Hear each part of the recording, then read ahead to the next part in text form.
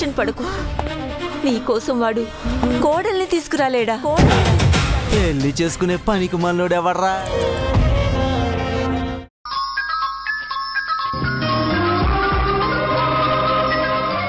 మస్తుగా ముద్దొస్తున్నావయ్యా.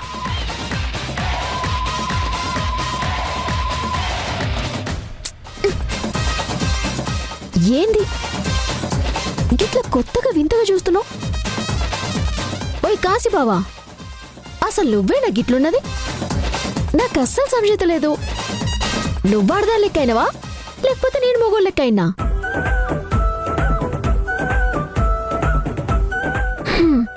నేను నిన్ను మస్తు మిస్ అవుతున్నా బావా. నాకు మస్తుగా గుర్తొచ్చినావు. మరి నీకు?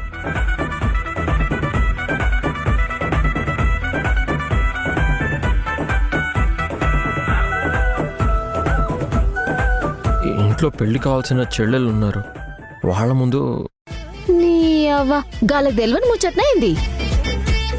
మన గురించి గీ ధూల్పేట్ల గడప గడపకి తెలుసు. కొత్తగా గీ మర్యాద ఇచ్చుడేంది, గీ సిగ్గుపడుడేంది?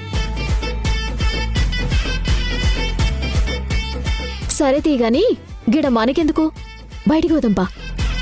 అక్కడ వేసుకుందాం మన చిలిప్పళ్ళు. బయటికి ఎక్కడికి? ఏహ దంచాయి కొట్టద్దాంపా. పానాడు.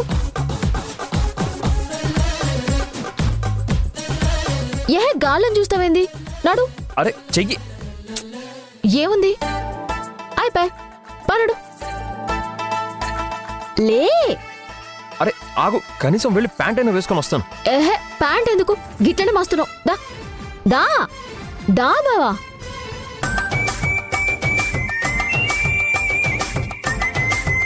అన్నకేమో ఏది యాదలేదు. ఈ సుబ్బలక్ష్మి ఇడిసే రకం కాదు. ఏమైతుందో ఏందో. బా బా బా గిదే గిదే గిదే ఆపు.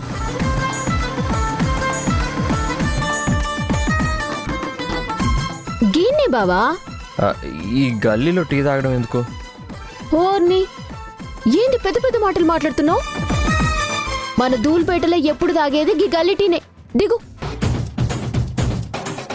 ఏ చోటు దో స్పెషల్ కడక్ చేయాలరే.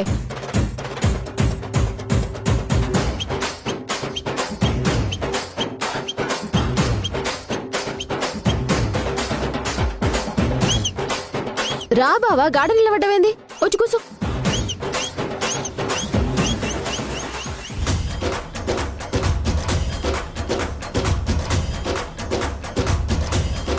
అరే చోటు జల్దీ దేరా బాయ్.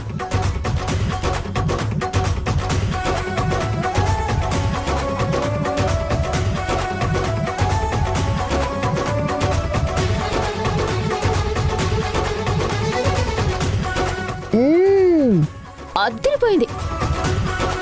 మీరెప్పుడు చాయ్ ఇలాగే తాగుతారా? మీరా?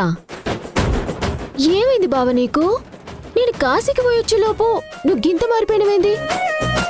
ఇగో నువ్వేమైనా మజాక్ చేస్తున్నావా లేకపోతే ఆట పట్టిస్తున్నావా? మజాకేంటి, ఆట పట్టించడం ఏంటి? నేను నిజంగానే అడుగుతున్నాను. మీరు ఇలాగే తాగుతారా? ఇలాగే ప్రవర్తిస్తారా? వామ్మో, నీకు దండం పెడతారా నాయనా? నువ్వు నన్ను గిట్లా మీరు గీరు అని అనుడు మానేయ్. నువ్వు గట్లా మాట్లాడుతుంటే నాకు గిడ మస్తు దాడైతుంది. నాకేనో కాలుతుంది. సుబ్బు అని ప్రేమగా పిలువు బావా. సరే అయితే చాయ్ తాగవా?